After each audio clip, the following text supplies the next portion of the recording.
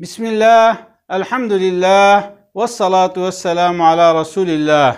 Kıymetli dostlar, Hz. Nuh Aleyhisselam kavmini 950 sene Allah yoluna çağırır. Ama kavmi ona iman etmez.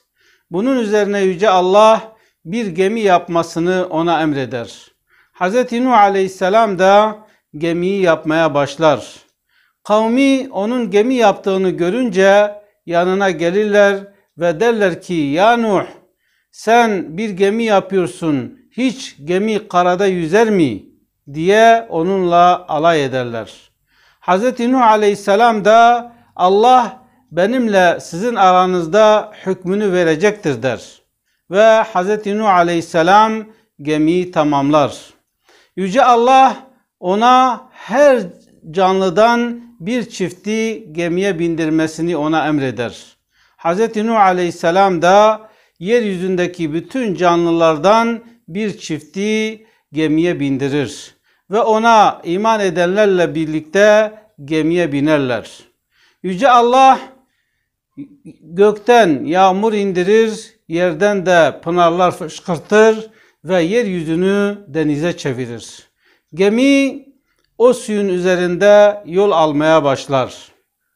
Hikayeye göre Hz. Nuh Aleyhisselam hayvanlara çiftleşmemelerini, çünkü eğer çiftleşirlerse yavrularlar ve geminin yükü ağırlaşır, gemi denize batabilir diye onlara çiftleşmeyi yasaklar. Bütün hayvanlar Hz. Nuh'un emrine uyar ama köpek hemcinsiyle çiftleşmeye başlar. Bunu gören kedi gelip Hz. Nuh Aleyhisselam'a köpeği şikayet eder. Hz. Nuh Aleyhisselam köpeği çağırır, köpek kedinin söylediğini yalanlar ve çiftleşmediğini söyler.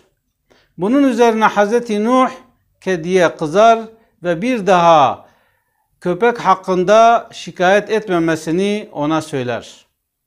Köpek çiftleşmeyi tekrar edince kedi her defasında onu şikayete gelir ama her defasında köpek inkar eder.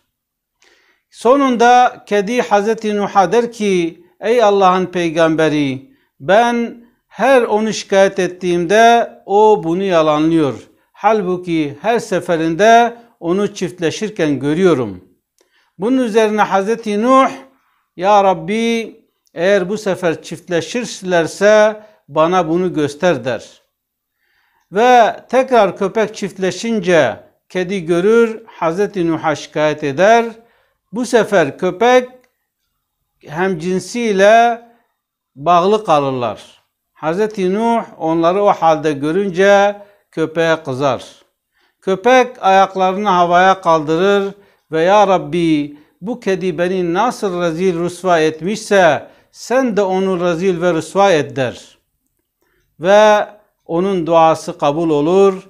Kediler çiftleşmeye başladığında miyav miyav diye ses çıkarırlar. Herkes Mart ayında onların çiftleştiğini bilir. Kıymetli dostlar, bu hikayenin ne kadar doğru ne kadar yanlış olduğunu bilemeyiz.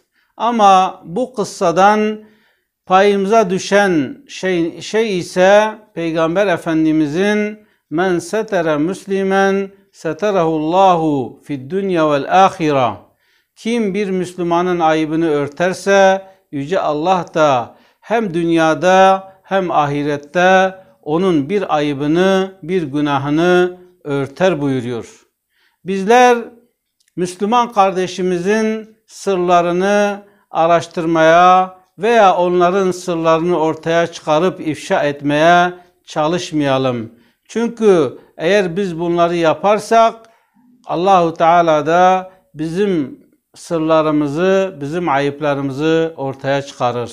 Ama eğer biz onların gizlisini, ayıplarını örtersek Yüce Allah hem dünyada hem de ahirette ayıplarımızı örter.